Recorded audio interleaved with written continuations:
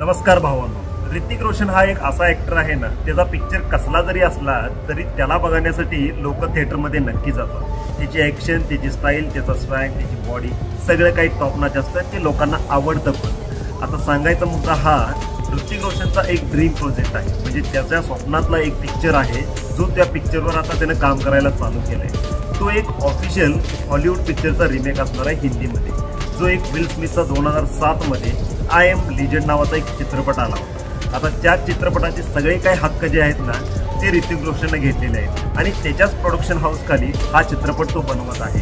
आता याच्यामध्ये ऋतिक रोशन हा विल स्मिथचीच ऍक्टिंग करणार आहे आणि हा मेन रोल करणार आहे। आता चित्रपटाचं मेन कथानक बघायला गेलं तर चित्रपटामध्ये काय दाखवलंय की सगळी दुनिया म्हणजे सगळं जग उद्ध्वस्त झालेलं आहे, जगातली सगळी माणसं मेलेली आहेत, ठराविक थोडी मोजकीच काहीतरी जिवंत आहे। एक रोगराई आलेली आहे आणि त्या रोगराईत सगळीजण मेलेली आहे आणि त्याच्यामुळं काही लोक झोंबी बनले। आता हा एकटा राहिलेला आहे आणि याच्याबरोबर याचं एक मित्र एक आहे।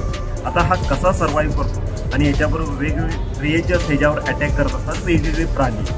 ही एक सर्व्हायवल थ्रिलर ॲक्शन ड्रामा या कॅटेगरीतला पिक्चर आहे।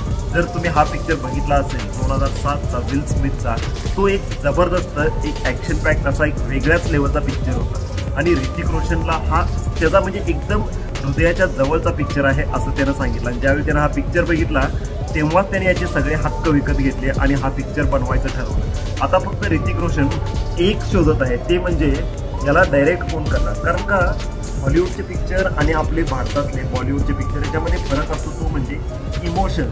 आपल्या बॉलिवूडच्या पिक्चरला एक भारतीय टच असतो, त्यामुळं आता ऋतिक रोशनला एक असा डायरेक्टर पाहिजे झाला आहे ज्याला एक आपला भारतीय याला टच देईल।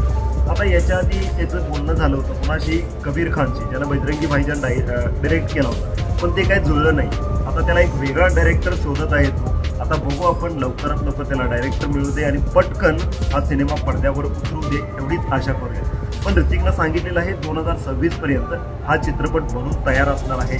कधी मुहूर्त होतोय आणि कधी बनतोय त्याची वाट बघायची। बाकी तुम्हाला व्हिडिओ आवडला असेल तर व्हिडिओला लाईक आणि शेअर करा आणि अशा व्हिडिओसाठी